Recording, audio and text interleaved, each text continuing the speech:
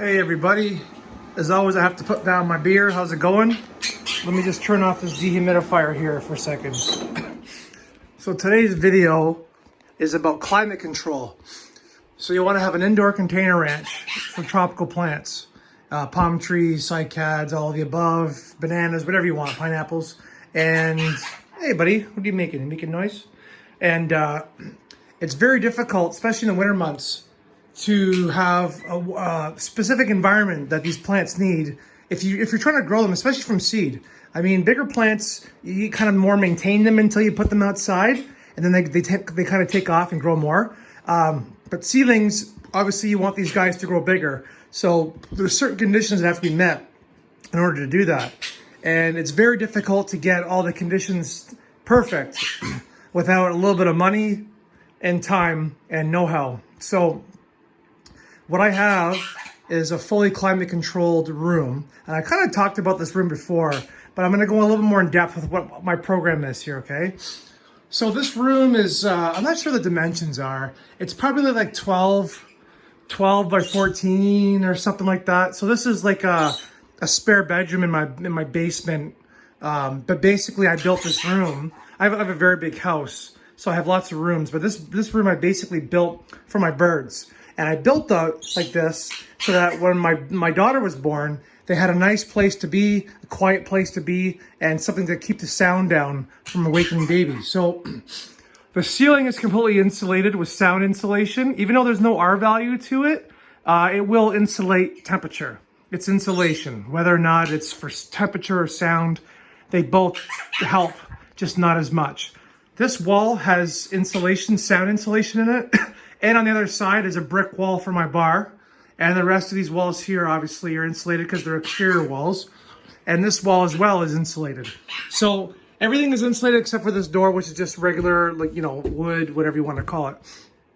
So the concrete floor with my expensive laminate, that's not laminate, sorry. It's very good laminate flooring. So it's basically just concrete, okay? So there is a little bit of coldness that comes from it, but not much because everything in here is very warm. So that's the history of the room. So in the wintertime, I leave the heat vent on. When the summertime, I keep it closed. There's no air conditioning in here. So the current conditions in the room right now, 90 degrees Fahrenheit, 55% relative humidity, or if you're Canadian like I am, 32 degrees Celsius. So this is purely, there you go, tropical weather. The humidity obviously would be a little bit more higher if you're in the tropics. But as I've said before, if you have 65, 70% humidity, you will get mold in your room or in your house. So you gotta be careful. You gotta give just enough humidity that you don't have mold. So how do I control all these variables here? So you're gonna think this is kind of crazy, but it's not. So this is actually one of my new purchases today. We'll get to that in a minute.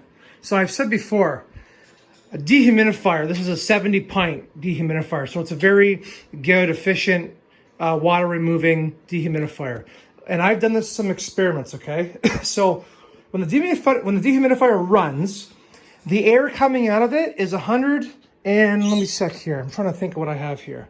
Look at this thermometer. The air coming out of the dehumidifier is about 110 to 115 degrees Fahrenheit, okay? Or about 45 degrees. Hey guys, sorry about that. So the dehumidifier actually heats the room and controls the humidity. So if I want the humidity to be 70%, it will get to 70%. Why? Because there are so many palms and plants in this room, they breathe, and that breathing, that transpiration creates humidity. So we need to have something in this room to bring the humidity down, whether it's a heater or dehumidifier. So the win-win situation is a dehumidifier raises the temperature of the room because it pumps out hot air, and it keeps the humidity set where you want. Every time it turns on, it creates heat. So it doesn't turn on and run all day. It only turns on when it needs it. But because there's so many plants, the room breathes so much that the dehumidifier will turn on once every 5 minutes for 5 minutes. That's enough to maintain the temperature, whether you're at 55% humidity or you're at 30% humidity.